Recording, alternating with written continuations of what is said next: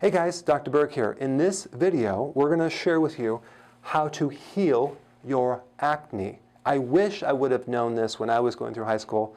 I had really bad skin, so I'm going to share with you what to do. There's several factors that will affect the skin, but primarily we're going to talk about the anatomy of something called a sebaceous gland. What is a sebaceous gland? It's a little gland in your skin. You have it in your hair. You have them all over the place.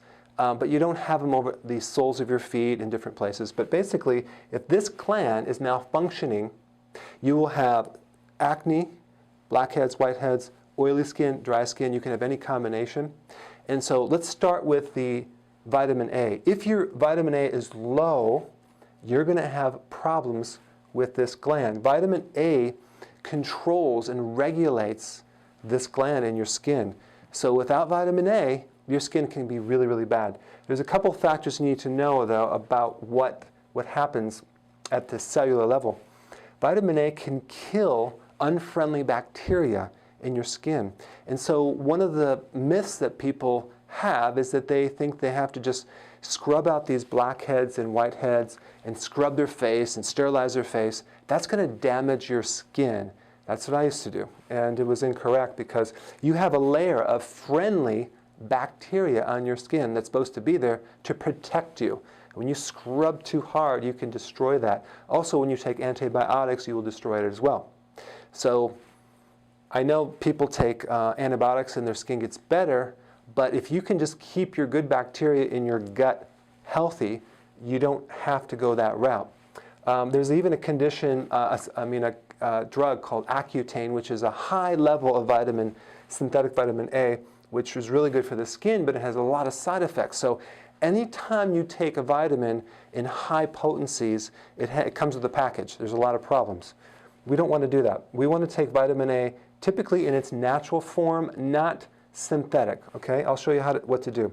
So, but vitamin A can control the bacterial growth, controls the oil coming out of the skin, the dryness, and actually it can get rid of acne.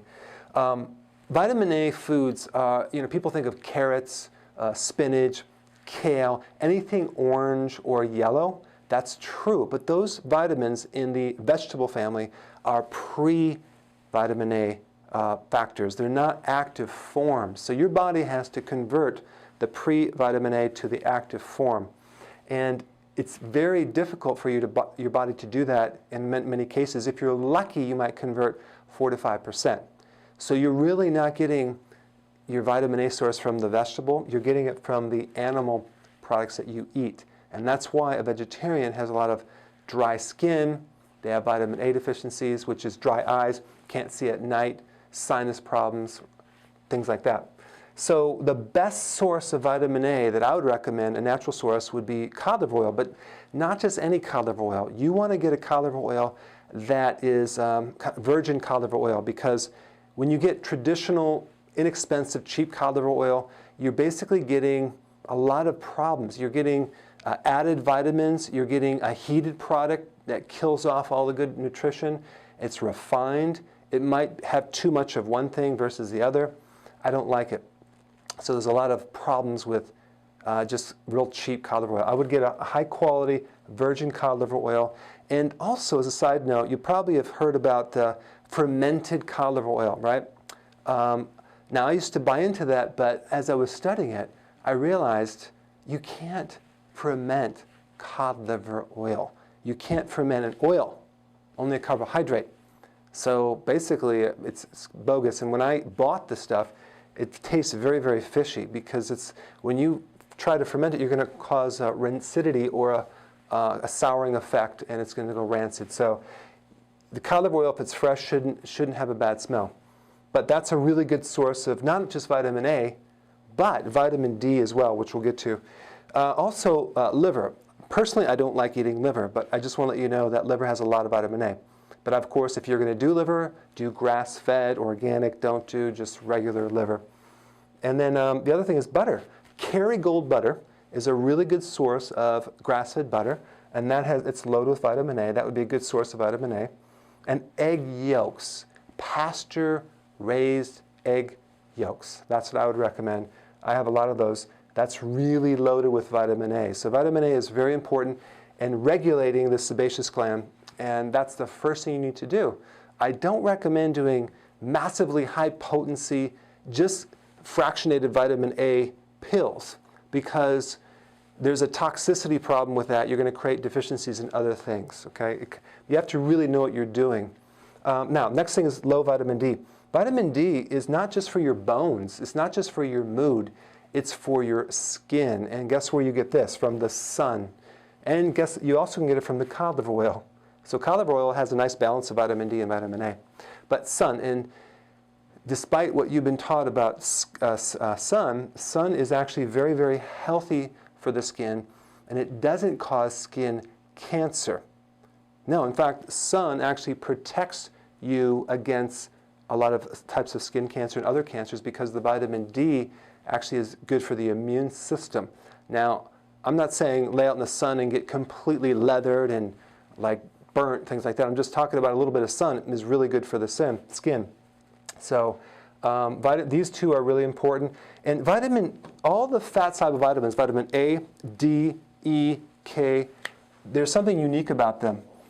They have the ability to be stored in fat, and also they have the ability to go through the fat layer of the cell and into the center of the cell where the DNA is, and they can affect the DNA of the cell and control your genes. And that's why if you're deficient in these fat-soluble vitamins, you can have a lot of structural problems with your proteins, your body tissues, okay?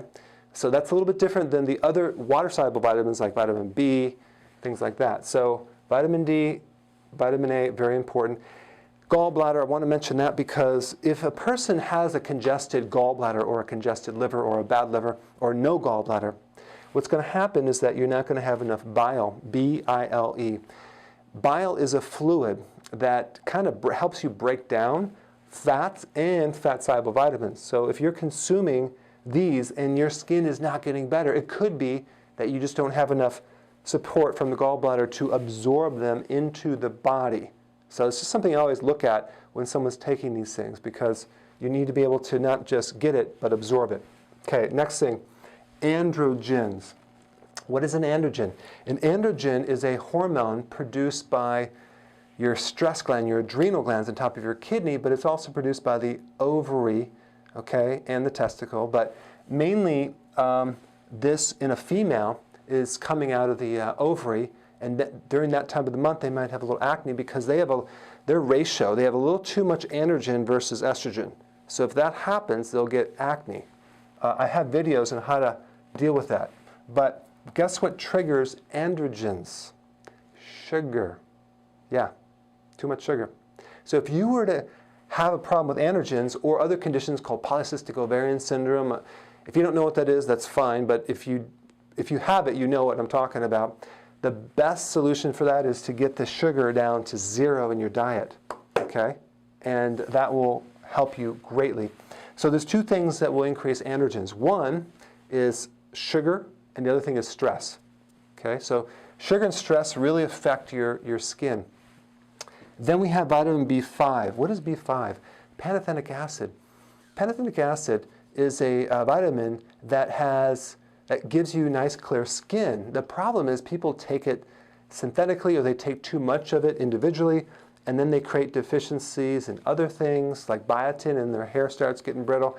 So again, I'm not saying go out there and start taking massive dosages. Just realize that vitamin B5 does control the skin, and you just need to look at what depletes vitamin B5, and that would be stress. So again, stress is a factor that we want to start to deal with and lower that to help your skin. The other thing is insulin. Insulin is a hormone that regulates blood sugars, and insulin is triggered by sugar. So, and that's also in the hidden sugars like breads, pasta, cereal, crackers, biscuits, waffles, pancakes, muffins, sodas, juice, alcohol. All that will influence this gland right here.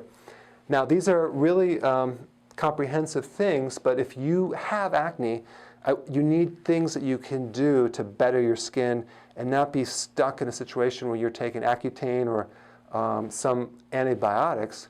So you want to be able to look at all these to see maybe what's missing in your diet. If you're a junk food junkie like I was, then you need to start consuming these foods and get the sugar out of the diet. Your skin will clear up nicely. The other thing that I'm going to recommend is that even though vegetables don't have the active form of vitamin A, you're going to have to eat large quantities to get all the other nutrients, the minerals, the other vitamins that make these work, and then clean out your liver, because you can't just live on cod liver oil.